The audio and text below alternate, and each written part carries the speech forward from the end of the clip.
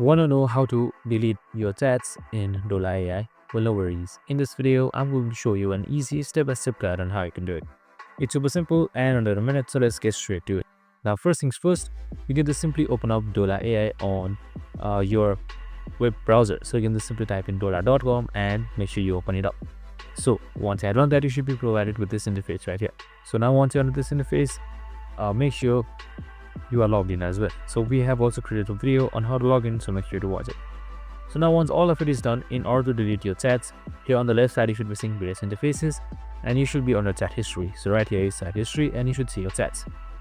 So you can just simply hover on the chats and here you should be seeing this three dot icon. So you can just simply select that.